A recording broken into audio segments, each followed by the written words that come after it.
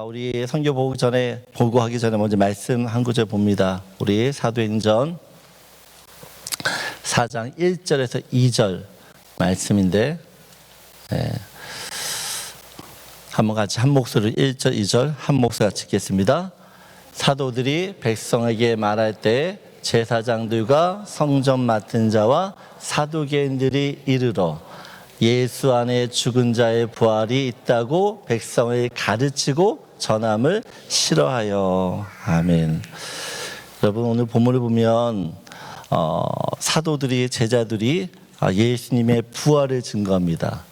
그랬더니 사람들이 어떻게 했다고요? 네, 싫어했다라고 이야기합니다. 여러분, 세상 사람들한테 예수를 전하면요, 싫어해요. 여러분, 사람들이 싫다고 해서 우리가 복음을 안 전하면 안 된다라는 것입니다. 그 사람이 싫든, 그 사람이 거부하든, 그 사람이 무시하든, 그 예수님의 그 부활, 복음을 전해야지만 이 땅 가운데 하나님의 나라가 세워질 것이고, 또한 주님의 때에 이르러, 정말 주님의 때에 이르러 모든 사람이 하나님 택하신 백성들이 다 예수를 믿게 되어지면 이제 곧 주님이 오시는 거예요. 그래서 우리가 AYC 선교를, 원주민 청소년들 선교를 하고 또 터키 선교를 갔다 왔는데, 여러분, 그 사람들이 우리를 환영해서 간 게 아니에요. 그들이 싫어했지만 이 복음을 전하기 위해서 갔고, 또 그렇게 복음을 싫어했던 그들이요, 이 복음을 들음으로 인하여 변화되었다는 사실들을 여러분들이 기억하셨으면 좋겠습니다. 아멘이세요? 네, 이 시간에 우리 AYC 먼저 원주민 청소년 선교를 이제 여러 영상을 볼 텐데, 이번에 200명 정도의 원주민 청소년 유스들이 모였어요. 그리고 사스카추에서 110명이 왔는데 80%가 처음, 그러니까 예수를 전혀 모르던 청소년들이 왔어요. 그래서 그들이 정말 이곳에 AYC 그 컨퍼런스 와가지고 하나님을 예배하면서 그들이 정말 하나님 만나는 기적 같은 일들을 우리가 봤는데, 이제 여러분 영상 보시고 우리 이번에 다녀왔던 2명의 우리 유스가 간증을 할 겁니다. 여러분들 그 간증을 통해서 다시 한번 하나님의 일하심을 다 보았으면 좋겠습니다. 영상 먼저 보시죠.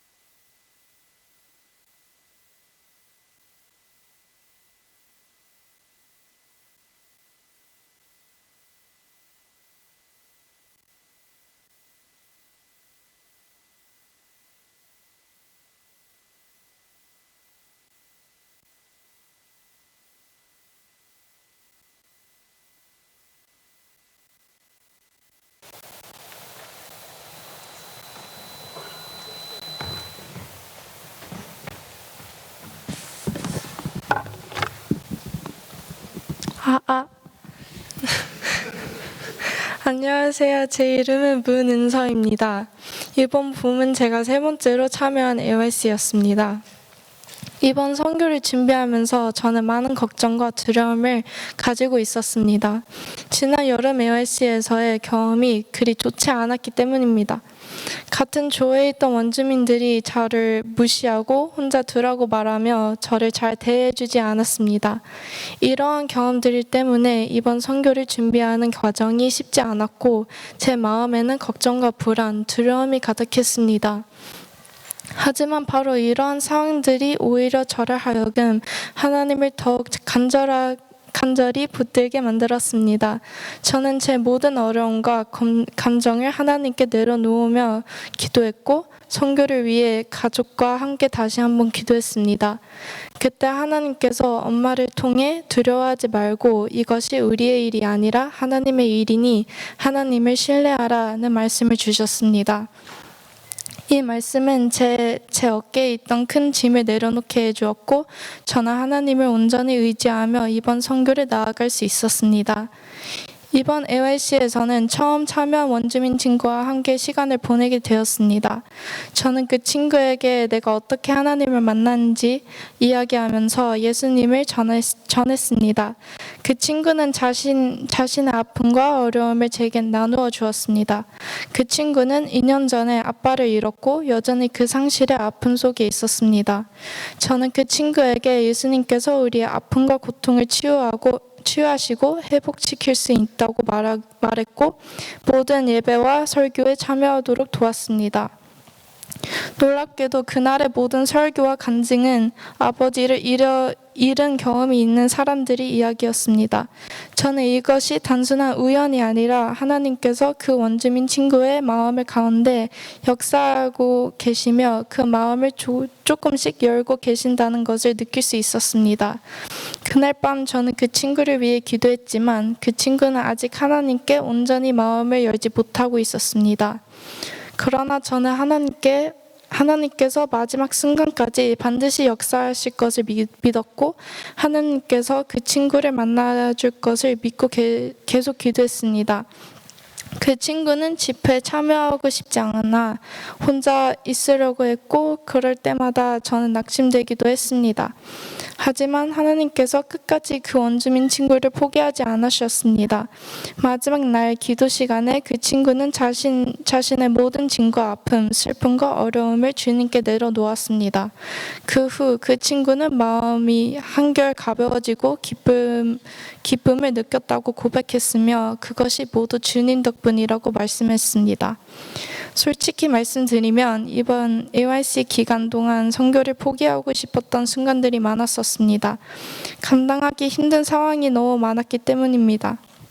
그러나 그러한 어려움 속에서 저는 제 힘이 아닌 하나님의 힘을 의지하는 법을 배우게 되었습니다. 이번 AYC를 통해 하나님께서는 지난 여름에 내 경험과 내 힘을 의지했기 때문에 힘들었다는 것을 깨닫게 해주셨습니다. 저는 하나님을 의지하기보다 제 능력으로 모든 것을 해보려 했고 그 결과 은혜를 누리기보다 더 지치게 되었습니다. 그러나 하나님께서 이번 선교를 통해 나의 힘이 아닌 하나님의 힘을 의지할 때 선교가 얼마나 달라질 수 있는지를 깨닫게 해주셨습니다. 이번 AYC 역시 쉽지 않았지만 그 어느 때보다 더 큰 은혜와 능력을 경험한 시간이었습니다. 저는 이 AYC가 제게 가장 기억에 남는 시간이었음을 자신 있게 고백할 수 있으며 다가오는 여름에도 다시 참여할 것입니다. 모든 영광을 하나님께 올려드립니다.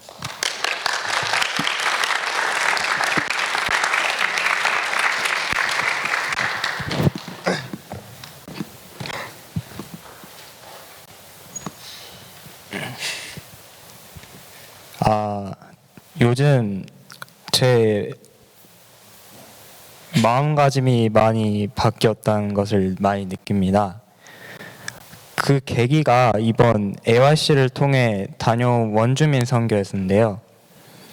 가기 전에는 딱 한 가지 다짐이 있었거든요. 내가 가는 이상 거기 유스 한 명이라도 변화를 시키고 돌아오겠다. 그만큼 제 마음에는 어떤 책임감과 열정이 있었어요. 그런데 막상 출발할 날이 다가오니까 제 안에 의심이 생기기 시작했습니다. 내가 과연 잘할 수 있을까?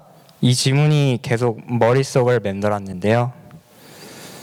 주변에서는 원주민 유스들이 막 마약도 하고 뭐 담배도 하고 그런 얘기 하면서 막 걱정도 해줬어요.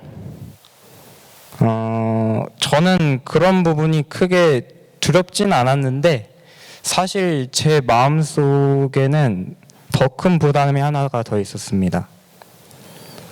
AYC의 목적은 결국에는 하나님을 전하는 것인데 정작 하나님을 알리러 가는 저도 하나님을 잘 몰랐다는 거예요. 그 전까지 저는 하나님을 깊이 경험해 본 적이 없는 거예요. 선교지에서의 첫날은 정말 쉽지 않았는데요. 제가 원래 낯을 많이 가리는 성격이거든요. 제게 맡겨진 사스케추안 지역 유스 친구들은 정말 에너지가 넘치고 말이 너무 많았어요. 말이.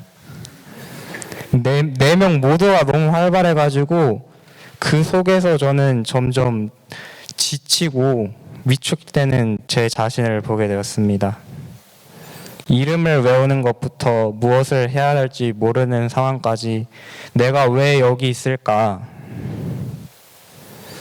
라는 생각이 들 정도로 마음이 힘들었습니다. 그렇게 시간이 흐르고 제가 하나님을 경험한 순간은 선교 셋째 날 밤이었는데요. 예배당에서 함께 기도하는 시간이 있었는데 서로 손을 안고 기도하는 모습이 참 아름답더라고요.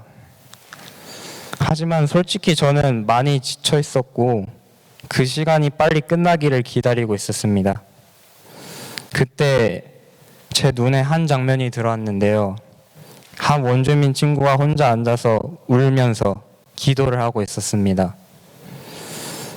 저는 그 친구에게 다가갈까 진짜 한참을 고민했습니다.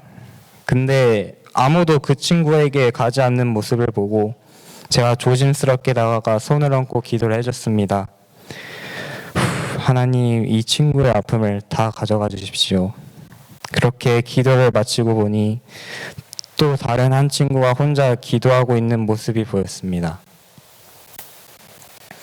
그래서 다시 다가가 기도를 해주었는데요.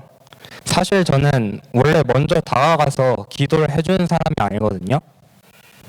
근데 그날은 뭔가 이상하게 제 마음이 아니라 이 몸이 먼저 움직이는 느낌이었습니다. 그렇게 한 명 한 명을 위해 기도를 하다 보니 어느새 예배당에 사람들이 거의 다 나가 있고 마지막 한 친구를 위해 기도를 해주고 나가는 순간 그 친구가 저한테 고맙다고 말해 주었습니다. 그 순간 AYC에 가기 전에 들었던 말이 딱 떠올랐는데요. 선교는 우리의 힘으로 하는 것이 아니라 하나님의 사랑으로 하는 것이다. 하나님께서 우리를 사용하신다. 그 말이 그때 비로소 제 마음에 깊이 와닿았습니다. 내가 하라고 했던 것이 아니라 하나님을 나를 통해 일하고 계셨구나. 모든 것이 하나님의 계획이었구나. 내가 AYC에 가게 된 것도, 이 교회에 오게 된 것도, 심지어 이 캐나다에 오게 된 것도 하나님의 저를 사용하기 위한 계획이라는 것을 느끼게 되었습니다. 처음에 제가 마음가짐이 바뀌었다고 말씀드렸는데 이제는 하나님이 저를 사용하신다는 확신이 딱 이제 생기니까 힘든 일이 와도 그것을 다르게 받아들이게 됩니다. 그 상황조차도 하나님의 계획 안에 있다는 것을 믿기 때문입니다. 사실 이 간증도 나눌까 말까 고민을 되게 많이 했습니다. 하지만 이 또한 하나님의 계획이라는 마음이 들어서 어젯밤 늦게까지 준비를 했고요. 이 모든 것을 통해 하나님께서 지금도 살아계시고 우리 각 사람을 통해 일하신다는 것을 믿게 되었습니다. 감사합니다.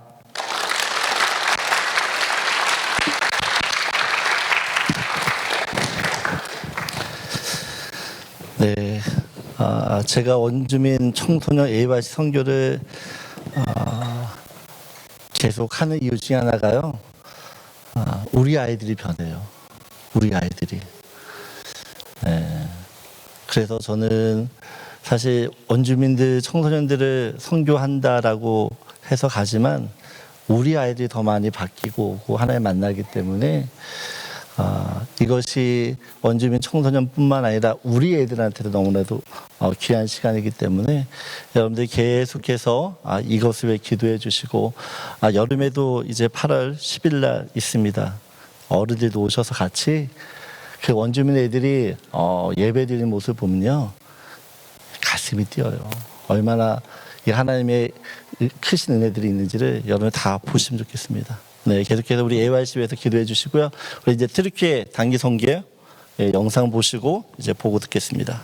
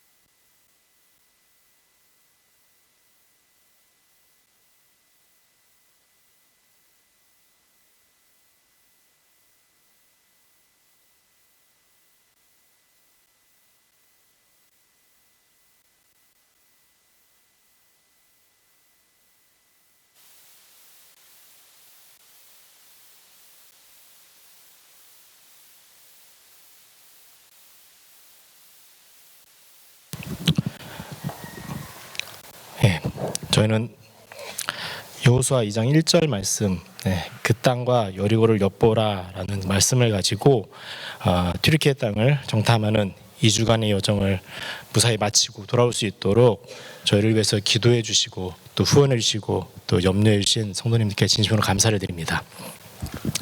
덕분에 무사히 다녀왔습니다. 저희가 있는 동안에 또 터키로 또 미사일이 한 번도 날아왔다고 소문을 들었습니다. 그럼에도 불구하고 몇 발의 미사일이 날아오고 했음에도 불구하고 별은 아무런 일도 없이 또 무사하게 이렇게 올 수 있었던 것도 다 주님의 은혜입니다. 감사합니다. 거기에서 선교사님들이 공통적으로 했던 말씀이 있었어요. 그게 뭐였냐면 터키는 하나님께서 우리 모두에게 주셨다라는 말씀이에요. 그 의미가 뭐냐면 이렇게 왼손을 딱 펼쳐서 이렇게 왼손을 딱 펼쳐 보시면 되잖아요. 이게 터키 지도라고 해요. 그래서 여기가 이스탄불, 그다음에 여기 이제 이게 터키 지도죠. 이렇게 되는 거죠. 그래서 튀르키예는 이제 서로는 유럽이 있고 동쪽으로는 아시아가 있는 두 대륙에 걸쳐져 있는 그런 나라입니다.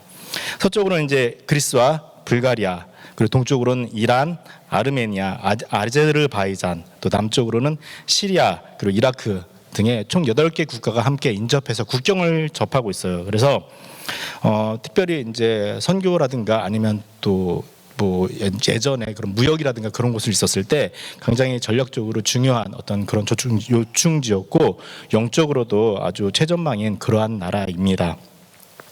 저희는 3월 14일 밴쿠버를 떠나서 이즈미르를 시작하여서 바울의 고향 근처였던 아다나, 그리고 가파도기아, 코냐, 이스탄불을 거쳐 28일에 다시 귀국을 했습니다. 아까도 잠깐 이제 영상에서 보였지만 그 이즈미르는 성경에 나오는 서머나 지역이고 그리고 아다나는 이제 다소가 있는, 이렇게 보일 겁니다. 그래서 이제 길리기아 지역, 그리고 그 바울의 고향인 다소가 있고, 그다음에 카파도기아는 이제 성경에 나와 있는 갑바도기아이고, 그리고 코냐는 성경에 나오는 이제 이고니온입니다. 그래서 성경에서 보았던, 또 성경에서 들었던 그런 지역이 우리가 밟았던 그리고 봤던 그런 땅들 가운데 있음을 보면서 또 다시 한번 마음이 좀 특별함을 좀 느껴지는 그런 시간이었습니다.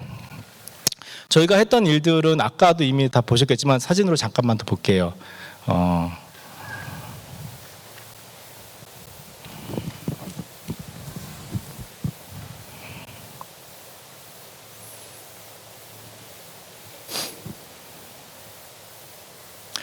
네, 다 똑같은 사진이죠. 무슨 사진인지 아시겠죠? 저희가 했던 일들이 매일매일 빠지지 않고 했던 일들이 있었어요. 두 가지인데 그 중에 한 가지는 밥 먹는 거. 쉬지 않고 먹었습니다. 그리고 두 번째는 예배를 드리는 것이었습니다. 매일 아침에 말씀을 묵상하고 나눔으로 하루를 시작하고, 오전에는 이제 현지 선교사님들과 함께하면서 현지 선교사님들께서 나눠주는 말씀과 또 이제 그분들이 하시는 사역들에 대한 그런 나눔들을 듣고 함께 기도하며 또 중보하는 시간을 가졌고, 저녁에는 모여서 다시 예배하고, 그리고 그러니까 하루의 일들을 좀 마무리하는 그런 시간들을 가졌습니다. 그래서 저희들이 모이면 예배를 드리고 또 흩어지면 나가서 사람들을 만나는 그런 일들을 2주 동안 반복해서 했었고요. 특별히 이제 기억에 남는 순간은 이즈미르 언덕에 올라서서 예배할 때, 그때와 또 이스탄불 호텔에서 이제 예배를 드릴 때입니다.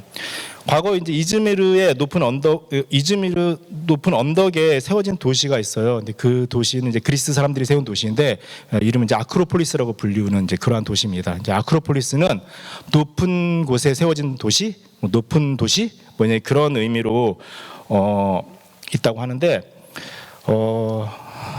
그곳에 높은 곳에다 도시를 세우고 살던 사람들은 다른 사람들과 다르게 자기는 부유하거나 부자다, 내지는 신과 가깝다라는 어떤 그런 의미로 가장 높은 곳에서 집을 짓고 이렇게 그곳에 살던 사람들이고, 그 사람들은 특별하게 밑에 사는 사람들과는 교류를 하지 않는, 특별히 교류를 하더라도 그 사람들이 함부로 높은 곳에 오를 수 없도록 그렇게 막아놓고 살았다고 해요.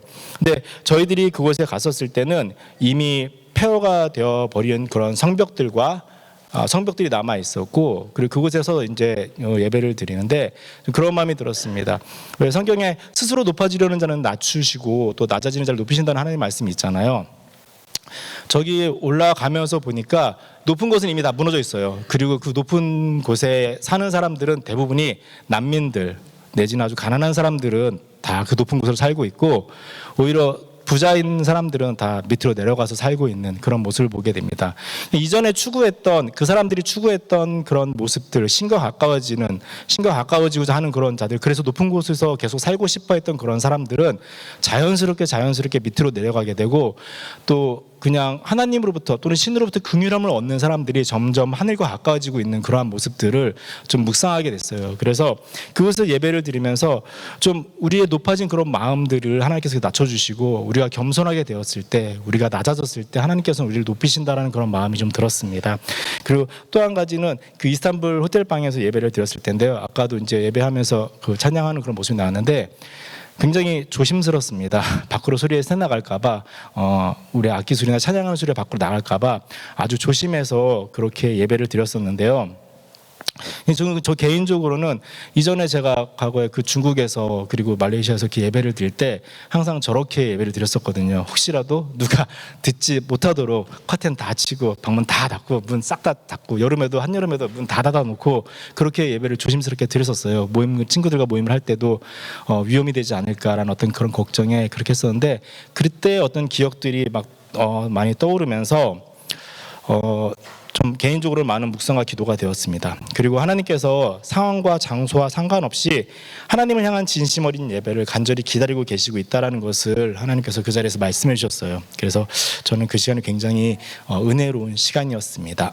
다음은 이제 저희가 했던 일들을 좀 보여드릴게요. 사진으로.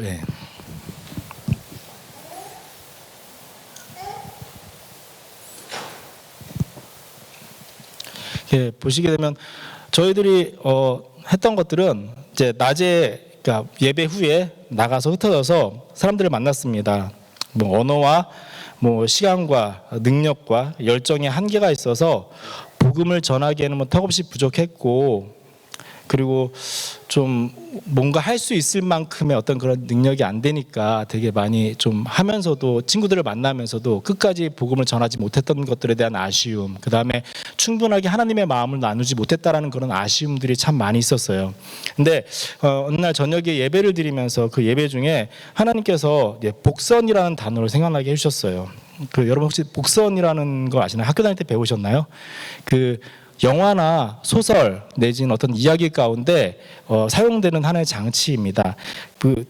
현재는 아무렇지도 않게 가볍게 지나가지만 이후에는 그것이 아주 중요하게 쓰일 수 있는 하나의 영화 기법. 예를 들면 한 무기가 하나가 나왔다. 그러면 그 무기가 처음에는 아무렇지도 않게 스쳐 지나갔던 어떤 그런 한 장면이지만 제일 마지막에는 그 무기가 결국 주인공을 살리게 되는 어떤 그런 효과로 쓰여지게 된다라는 어떤 그런 것을 나타내는 것이 복선인데, 제가 그 예배 가운데 이제 그 복선이라는 마음이 들었던 것은 그거였어요.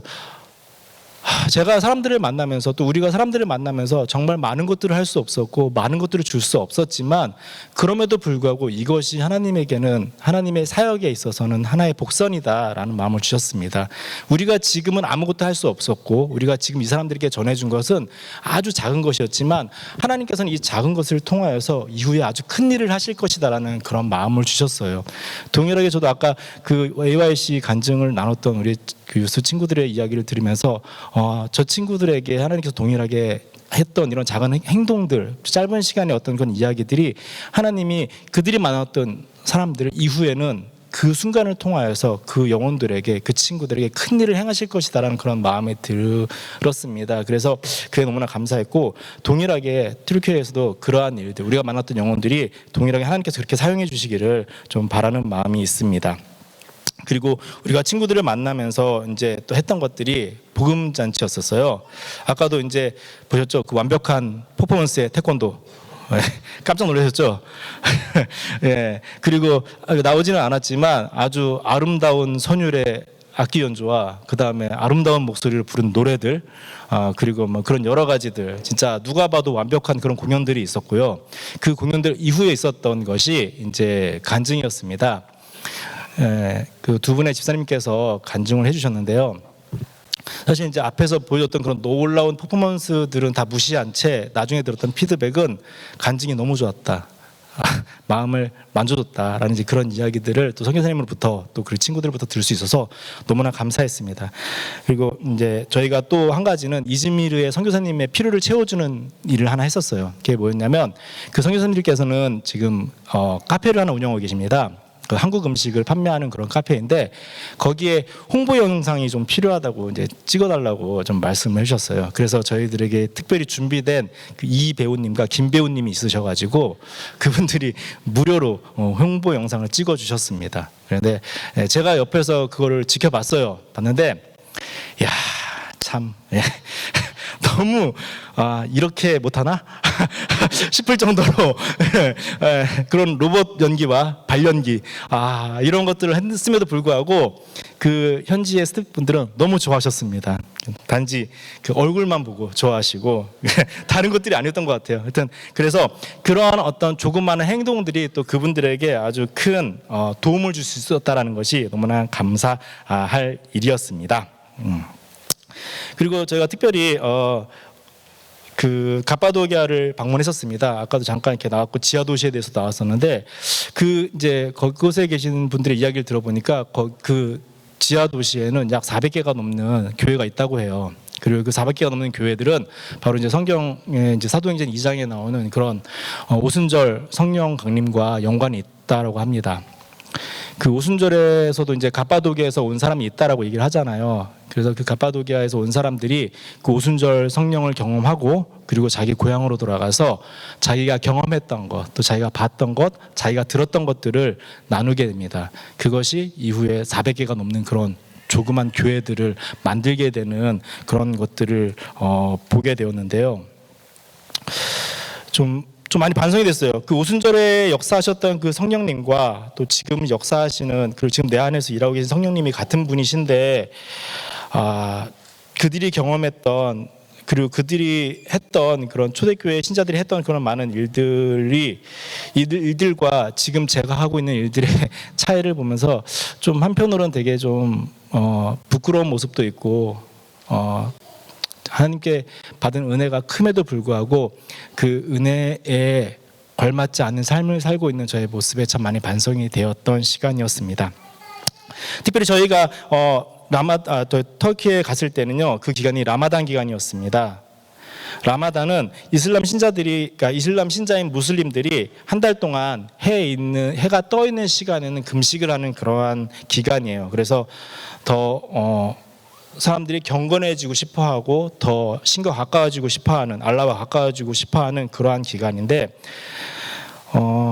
그러한 시간이었음에도 불구하고 그래서 저는 이제 가기 전에 그 라마단의 이야기를 듣고 또 제가 경험했던 이슬람 국가들에 대한 어떤 그런 그림이 있어가지고 상당히 힘들 거다라는 생각을 했는데 의외로 터키는 좀 개방적이고 세속적인 그러한 나라입니다. 물론 여전히 내면에는 아주 견고한 종교적인 장벽이 있고 그리고 선교사님들께서 말씀하시는 것은 터키는 선교사의 무덤이다라고 말할 만큼 열매를 맺기 힘든 그런 척박한 땅입니다. 그런데 그곳에는 이미 이제 순교의 피가 흐르고 있고 그리고 그 순교의 피가 한국 교회의 부흥의 밑거름이 되었던 것처럼 동일하게 터키 교회의 부흥의 밑거름이 될 거란 그러한 마음이 들었습니다. 특별히 사진에서 보는 것처럼 저희가 2007년에 순교하신 네자팀 목사님의 그 무덤을 방문했었습니다. 이 네자팀 목사님은 무슬림에서 기독교로 개종한 터키인이고 그리고 터키 현지 지도자였습니다. 그리고 2007년 말라티아에서 기독교를 적대시하던 청년들에게 붙잡혀서 아주 심한 고문을 당하고 그리고 살해를 당하고 순교하신 그 분이십니다. 그분의 무덤에서 예배를 드릴 때 아까 찬양 불렀었잖아요. 이제 십자가의 길 순교의 자의 삶을 부르면서 내 생명 주님께 드리리라는 그 가사를 부르는데 이게 너무 쉽지 않은 거예요. 왜냐하면 이미 주님께 자기 생명을 드린 분의 무덤 앞에서 내가 과연 이 찬양을 부를 수 있을까? 내가 과연 하나님 앞에 이 고백을 할 수 있을까라는 그런 마음이 굉장히 저를 무겁게 하고 좀 또 부끄럽게 만드는 그런 시간이었습니다. 제가 평소에 우리가 부르는 되게 가볍게 불렀던 찬양들이, 그런 기도들이 정말 가볍지 않음을 다시 한번 느끼게 됩니다. 오늘 찬양했던 그런 찬양들도, 또 앞으로 우리가 부를 찬양들도 절대 가볍지 않은 찬양이 될 것임을 좀 그 앞에서 찬양하면서 또 예배하면서 좀 많이 느꼈어요. 이렇게 예배하면 안 되겠다, 이렇게 찬양하면 안 되겠다, 이런 고백을 쉽게 할 수 없구나, 내 마음을 다해서 하나님 앞에 나가야 되겠구나라는 그런 것을 묵상하게 되었습니다. 이제 이번 방문을 통해서 저희는 현지 선교사님들이 얼마나 동역자들을 갈망하고 계신지를 좀 생각하게 됐습니다. 특별히 사진에서 나오는 것처럼 아까 저 가운데 앉아 계신 분이 터키 분이시고, 저 15년 전에 그곳에 계신 선교사님들을 만나서 그분들로부터 이렇게 양육을 받았던 분이에요. 한때는 뭐 조직에 몸담고 계시다가 조직의 2인자까지 갔다가 이제 많은 우여곡절을 겪고 이제 이렇게 주님 앞으로 돌아왔고, 이제는 풀타임 사역을 하기 위해서 준비하고 계시다고 해요. 그래서 우리가 저 호텔방에서 저분의 설교를 간증을 듣고 함께 기도했는데, 앞으로도 제2의 제3의 T 형제가 더 나올 수 있도록 우리가 계속 기도했으면 좋겠어요. 저 형제님께서 말씀해 주셨어요. 그 옆에 계신 분이 되게 키 작으신 선교사님들이시거든요, 여자분들이.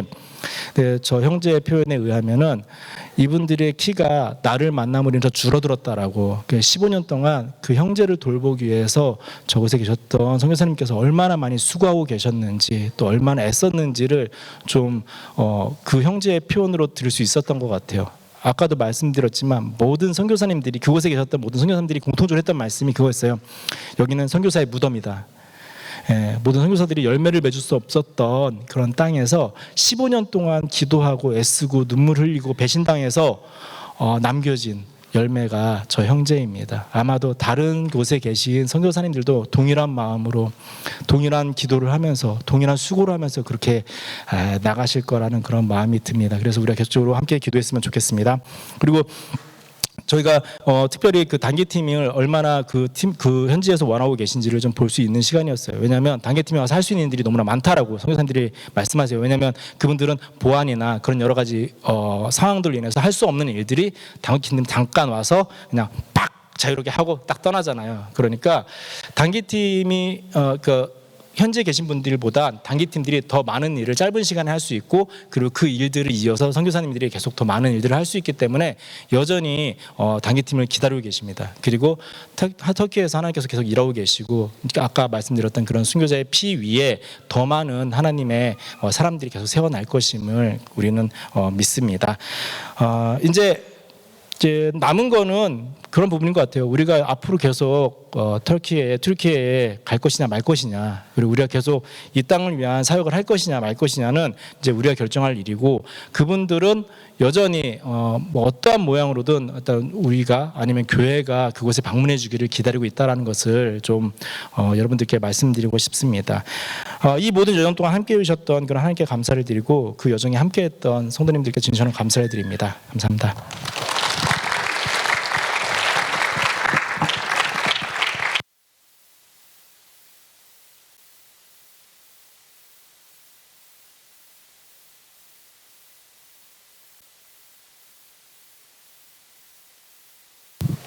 안녕하세요. 임주희 집사입니다. 너무 떨리네요. 제가 하려고 하는 얘기가 선교사님 많이 좀 얘기해 주셔가지고 조금 중복되는 부분이 있는데 은혜롭게 들어주시면 감사하겠습니다. 너무 부담되는 자리라서 사실은 피하고 싶었습니다. 하지만 하나님께서 제게 주신 은혜가 너무 크기에 순종하는 마음으로 이 자리에 서게 되었습니다. 저는 선교에 대해 많은 오해를 가지고 있었습니다. 선교는 충분한 훈련과 재정, 시간, 환경을 환경이 갖춰져야만 할 수 있는 것이라고 생각했습니다. 그래서 내가 과연 갈 수 있을까라는 생각조차 못했고 선교를 결단하기까지 마음에 큰 부담과 두려움이 있었습니다. 그런데 전도사님께서 권유해 주셨고 기도하는 가운데 혹시 하나님께서 나에게도 작은 비전을 주시지 않을까 하는 마음이 들었고 그 마음 하나로 선교를 가기로 결단하게 되었습니다. 터키에 도착해서 하나님께서 처음 주신 말씀은 로마서 1장 6절 말씀이었습니다. 너희도 그들 중에서 예수 그리스도의 것으로 부르심을 받은 자니라. 로마서를 묵상하면서 저와 같은 죄인을 부르시고 구원해 주신 하나님의 은혜가 너무나 크게 다가왔습니다. 내가 무엇을 해서가 아니라 내가 자격이 있어서가 아니라 오직 하나님의 은혜로 부르심을 받았구나. 그 은혜 앞에서 저는 아무 말도 할 수 없었습니다. 그저 복음의 빚진 자라는 고백만이 있었습니다. 그래서 두려움보다 순종하는 마음으로 노방 전도를 시작하게 되었습니다. 하나님께서는 선교지에서 정말 많은 사람들을 만나게 하셨습니다. 아침과 저녁으로 드리는 예배를 통해 하나님께서 이 터키 땅을 얼마나 사랑하시는지 그리고 하나님의 때와 방법으로 일하고 계신다는 것을 깊이 느끼게 하셨습니다. 또한 주님의 오심을 기다리며 좁은 길을 걸어가는 선교사님들을 보면서 제 마음속에 있었던 고백이 다시 살아났습니다. 마라나타, 주님 어서 오시옵소서. 주님을 사랑한다고 하면서 정말 주님의 다시 오심을 기다리며 내가 살고 있었는지, 내 삶의 방향이 주님 앞에 설 준비를 하고 있었는지, 또 우리 아이들에게 하나님의 나라와 주님의 통치하심을 사모하게 했는지 너무나 많은 것을 놓치고 있었다는 생각에 가슴을 치며 회개하게 되었습니다. 그동안 제 신앙이 가정과 직장, 교회 안에만 머물고 있었음을 보게 되었고 하나님의 나라를 바라보게 하신 그 은혜가 너무 감사했습니다. 그리고 그 마음을 다시 불타오르게 하신 주님께 감사를 드립니다. 또 하나님께서는 선교지에서 잊을 수 없는 만남도 허락하셨습니다. 한국에서 오신 통일선교회 팀을 5분을 만나게 하셨는데 그중 4명의 평균 연세가 70세에 있었습니다. 그분들은 매년 터키를 오가며 복음을 전하고 전도한 영혼을 꾸준히 돌아보고 계셨습니다. 그 모습 자체가 제게는 큰 도전이 되었습니다. 그 가운데 북한에서 탈북하신 분의 간증을 듣게 되었습니다. 그분은 35살의 나이에 죽음을 무릅쓰고 두만강을 건너 중국으로 가셨고 2번의 인신매매를 겪으며 15년을 보내신 후에 마침내 대한민국으로 오셨다고 했습니다. 그 이야기를 들으며 마음이 너무 아팠고 저는 늘 나도 북한에 태어날 수 있었을 텐데 라는 생각을 했었던 터라 그분을 위로해 드리고 싶었습니다. 그런데 오히려 그분의 이야기가 저를 돌아보게 했습니다. 그분은 남한의 그리스도인들은 하나님 외에도 의지할 것이 너무 많다고 말씀하셨습니다. 자신은 모든 상황과 고난 속에서 오직 하나님만을 의지할 수밖에 없었기에 오히려 그것이 너무 감사했다고 고백했습니다. 그 말을 듣는 순간 나는 과연 하나님만을 의지했던 적이 과연 있었는가라는 질문이 제 안에 깊이 남았습니다. 그리고 저는 제 신앙을 다시 돌아보며 하나님 앞에 다시 서게 되는 은혜를 경험하게 되었습니다. 또 한 가지 하나님께서 허락하신 참으로 귀한 만남이 있었습니다. 버스에서 만난 귤샘 씨의 무슬림 가정의 초대를 받아 그분의 집에 방문하게 되었습니다. 그곳에서 그녀와 남편 그리고 2 딸을 만났는데요.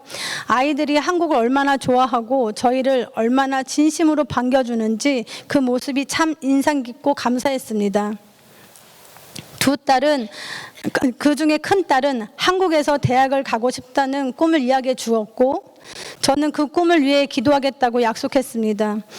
또 어린 2 딸들에게 네일 아트를 해주며 함께 웃고 교제하는 따뜻한 시간을 보냈습니다. 라마단 기간임에도 불구하고 저희들을 위해 간식과 차를 정성껏 준비해 주셨고 정작 본인들은 해가 저야 식사를 할 수 있음에도 우리를 먼저 배려해 주셨습니다. 그 모습이 큰 감동을 받았습니다. 선물까지 준비해 주시며 헤어지는 순간까지 아쉬워하는 그 가정을 보면서 터키 사람들의 따뜻한 마음을 깊이 느낄 수 있었습니다. 마지막으로 하나님께서 이스탄불에서 만나게 해주신 한 소녀가 있었습니다. 한국을 너무 좋아해서 그 친구는 한국 이름이 있었어요. 수혜라고 18살 무슬림 소녀였습니다. 한국어를 너무 잘해서 자연스럽게 대화도 나눌 수 있었습니다. 참으로 감사하게도 그 소녀에게 복음을 전할 수 있었고 대화를 통해 무슬림의 신앙관도 알게 되었습니다. 그들은 죄를 해결해 주시는 예수님을 믿지 않기 때문에 모든 사람들이 본인이 진 죄로 인해서 지옥에 가서 죄값을 치르고 구원을 받는다고 믿고 있었습니다. 또 그녀는 제가 예수님과 교제하는 것과 기도 응답을 받는 것에 대해서 되게 궁금해했고 제가 만난 예수님에 대해 나눌 수 있었습니다. 그 모습을 보며 저에게는 너무 당연한 복음이 누군가에게는 한 번도 들어보지 못한 이야기라는 사실이 제 마음을 아프게 했습니다. 이 복음이 정말 필요한 사람들이 여기 있구나. 그 마음이 깊이 남았습니다. 지금도 수혜와 인스타그램으로 연락을 이어가고 있으며 그 영혼을 위해 기도하고 있습니다.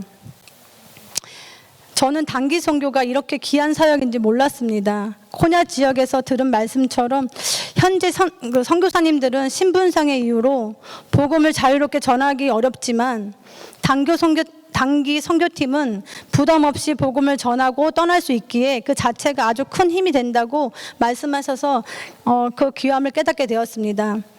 우리는 하나님께서 보내신 대사로서 이 땅, 터키 땅을 밟으며 영적으로 죽어있는 영혼들에게 빛을 비추는 존재라는 사실을 말씀하셨기에 그 마음이 되게 마음이 다가왔고요. 심지어 그 죽어가는 영혼들을 스쳐 지나가는 것조차도 하나님 안에서 능력이 되는 것을 알게 되었습니다. 이러한 깨달음을 통해 단기 선교팀의 정체성이 분명해졌고 그 안에서 큰 기쁨과 승리를 경험하게 되었습니다. 그동안 저는 선교는 준비된 사람만 할 수 있다고 생각했지만 이제는 분명히 고백합니다. 선교는 특별한 사람이 하는 것이 아니라 자신을 내려놓고 하나님께 순종하고자 하는 사람이라면 누구나 동참할 수 있는 사역임을 깨닫게 되었습니다. 앞으로도 하나님께서 부르시는 곳이라면 어디든지 기쁨으로 나가 주님의 빛을 전하는 삶을 살겠습니다. 감사합니다.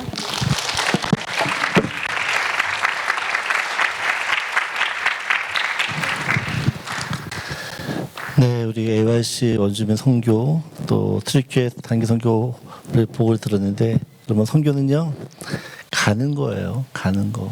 그래서 우리가 이제 이것을 시작으로 해서 내년에는 또 시간이 되면 계속해서 튀르키예뿐만 아니라 열방을 향해서 저희 모든 우리 교회 성도님들이 그렇게 복음을 들고 그곳에 사람을 만나고 또 예수를 자연스럽게 전하는 그런 은혜가 있길 원합니다.